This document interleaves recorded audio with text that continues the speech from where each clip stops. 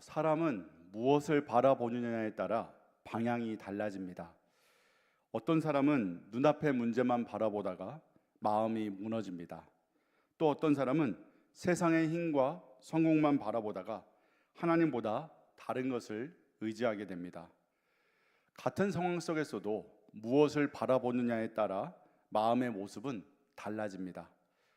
어두운 밤길을 걸을 때 앞에 있는 작은 불빛 하나가 큰 힘이 되는 것처럼 우리의 삶에도 무엇을 바라보느냐가 중요합니다.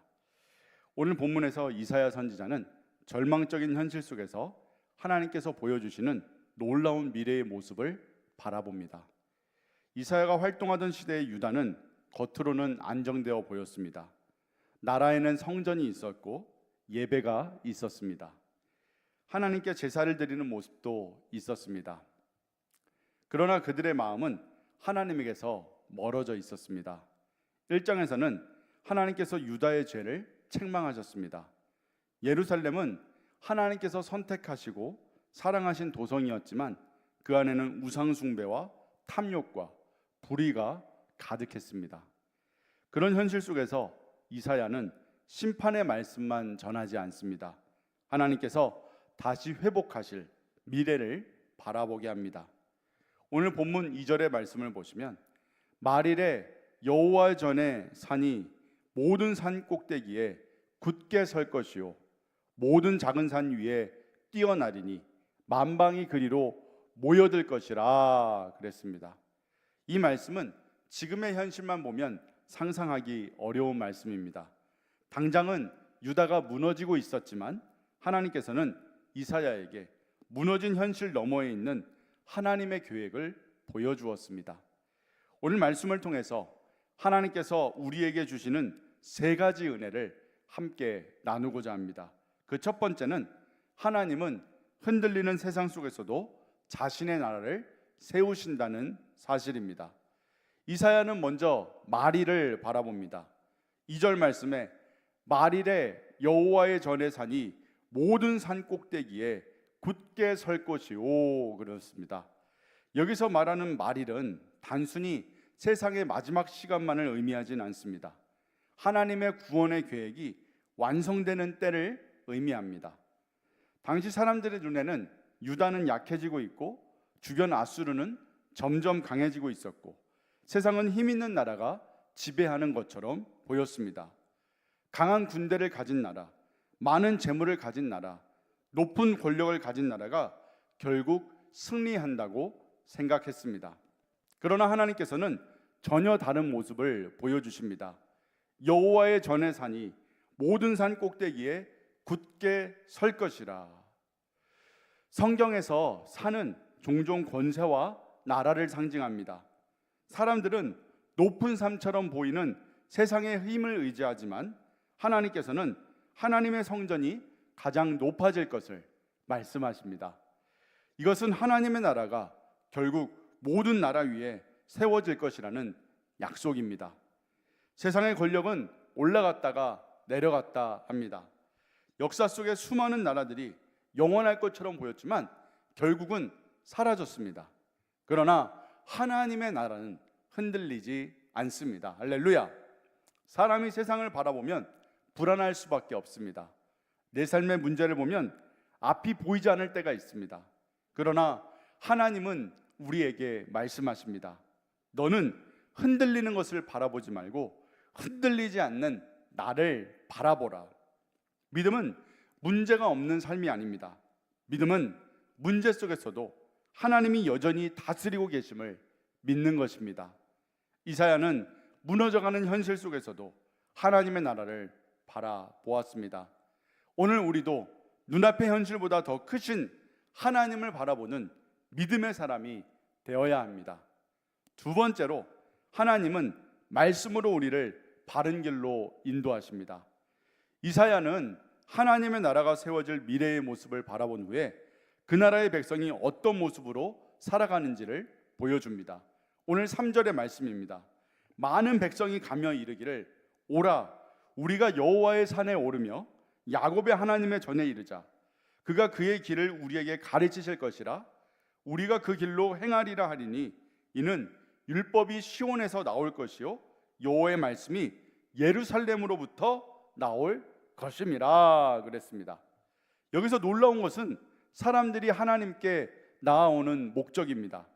그들은 단순히 복을 받기 위해 오는 것이 아닙니다.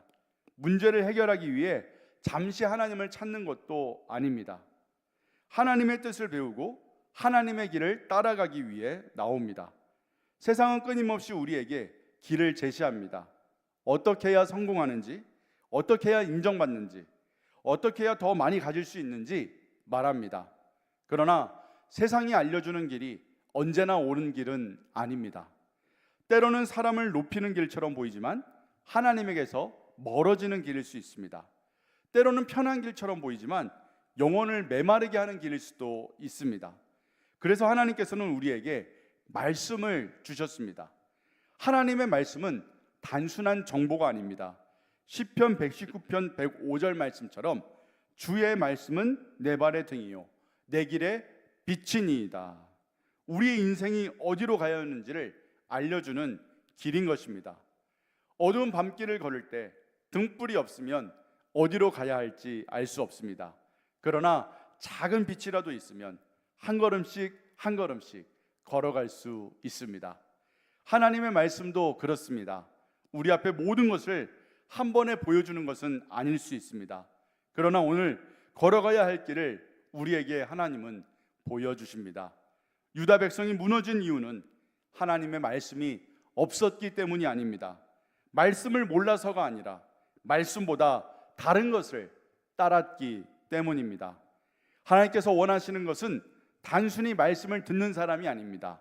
말씀을 따라 살아가는 사람입니다. 그래서 4절에서는 이렇게 말씀합니다.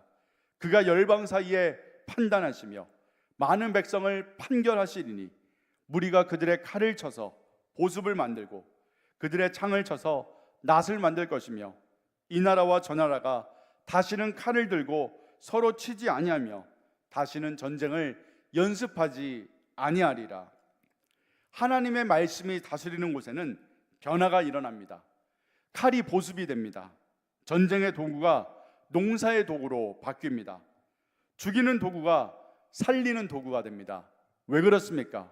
하나님의 말씀이 사람의 마음을 바꾸기 때문입니다. 사람의 마음 속에 있는 미움과 욕심과 교만이 해결되지 않으면 세상은 계속 다툼과 갈등이 반복됩니다. 하지만 하나님의 통치를 받는 사람은 달라집니다.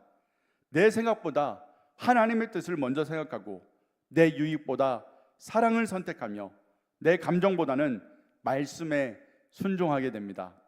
사랑하는 성도 여러분, 우리의 삶에 평안이 사라지는 이유는 환경 때문이 아닙니다. 때로는 하나님의 말씀보다 내 생각을 앞세우기 때문입니다. 하나님의 말씀 앞에 다시 서면 우리의 마음이 정돈되고 우리의 삶의 방향이 바르게 세워집니다. 오늘도 말씀 앞에 나아가는 성도가 되시기를 주의 이름으로 축원합니다. 마지막 세 번째로, 하나님은 헛된 의지를 내려놓고 오직 주님만 바라보기를 원하십니다. 이사야는 하나님의 영광스러운 미래를 보여준 후에 다시 현실의 유다를 바라봅니다. 그런데 5절부터는 분위기가 달라집니다. 야곱 족속아 오라, 우리가 여호와의 빛에 행하자. 하나님께서 미래의 약속을 보여주신 이유는 단순히 좋은 미래를 기다리라는 뜻이 아니었습니다. 지금의 삶을 돌이키라는 초대였습니다. 하지만 당시 유다는 하나님의 빛보다 다른 것을 더 의지하고 있었습니다. 유다의 문제는 하나님을 몰랐던 것이 아닙니다. 하나님을 믿는다고 하면서도 다른 것을 함께 붙잡았다는 것입니다. 하나님도 의지하고 세상의 방법도 의지하려 했습니다. 하나님의 능력도 믿는다고 하면서 사람의 힘도 붙잡았던 것입니다. 그래서 하나님은 하나님과 우상은 함께 섬길 수 없다고 말씀하십니다. 7절과 8절을 보면 그들의 모습이 나옵니다. 그 땅에는 은금이 가득하고 보화가 무한하며 그 땅에는 말이 가득하고 병거가 무수하며 그의 땅에는 우상도 가득하도다. 겉으로 보면 풍요로운 모습입니다. 돈도 있었고 군사력도 있었고 강한 힘도 있었습니다. 하지만 하나님께서는 그것이 오히려 그들을 무너뜨리는 이유라고 말씀하십니다. 왜냐하면 사람이 가진 것이 많아질수록 하나님보다 그것을 더 의지하기 쉽기 때문입니다. 그러나 여러분 기억하십시오. 물질이 하나님을 대신할 수 없습니다. 능력이 하나님을 대신할 수 없습니다. 사람의 도움도 하나님을 대신할 수는 없습니다. 하나님께서 주신 것들이 하나님보다 더 큰 자리를 차지할 때 그것은 우상이 되는 겁니다. 그래서 11절은 이렇게 말씀합니다. 그날에 눈이 높은 자가 낮아지며 교만한 자가 굴복되고 여호와께서 홀로 높임을 받으시리로다. 하나님께서 가장 싫어하시는 것은 사람의 교만입니다. 교만은 단순히 자신을 높이는 것이 아닙니다. 하나님 없이도 살 수 있다고 생각하는 마음인 것입니다. 내 힘이면 충분하다고 생각하는 마음인 것입니다. 그래서 하나님께서는 우리의 마음을 낮추십니다. 때로는 내가 의지하던 것을 내려놓게 하십니다. 그 이유는 우리를 무너뜨리시기 위해서가 아니라 다시 하나님만 바라보게 하기 위하심입니다. 마지막 22절의 말씀입니다. 너희는 인생을 의지하지 말라. 그의 호흡은 코에 있나니 새말 가치가 어디 있느냐. 사람은 대단해 보이지만 하나님의 숨결이 멈추면 아무것도 아닙니다. 우리가 붙잡아야 할 것은 사람이 아니라 하나님이십니다. 우리가 의지해야 할 것은 세상의 의미 아니라 하나님의 은혜임을 기억하시길 바랍니다. 사랑하는 성도 여러분, 이사야 2장은 절망 가운데 있는 유다에게 하나님께서 보여주신 소망의 말씀입니다. 당시 현실은 무너지고 있었습니다. 백성들의 마음은 하나님을 떠났고 세상의 힘을 의지하고 있었습니다. 그러나 하나님께서는 이사야를 통해서 말씀하십니다. 마지막 날에는 여호와의 전의 산이 높아지고 모든 민족이 하나님께 나올 것이다. 하나님은 무너지는 현실 속에서도 자신의 계획을 이루시는 분이십니다. 오늘 우리도 살아가면서 여러 가지 현실을 만납니다. 그러나 기억해야 합니다. 하나님은 지금도 역사를 다스리고 계십니다. 사람의 계획보다 하나님의 계획이 크고 우리의 생각보다 하나님의 뜻이 완전합니다. 그러므로 오늘 우리는 무엇을 바라보며 살아가야 합니까? 흔들리는 세상이 아니라 흔들리지 않는 하나님의 나라를 바라보아야 합니다. 내 생각이 아니라 하나님의 말씀을 따라가야 합니다. 내 힘과 능력이 아니라 하나님만 의지해야 합니다. 이사야가 절망의 시대 속에서 하나님의 미래를 바라보았던 것처럼 오늘도 우리의 현실 너머에 일하시는 하나님을 바라보며 살아가시는 믿음의 성도들이 되시기를 주의 이름으로 축복합니다. 주신 말씀 생각하며 함께 기도하겠습니다.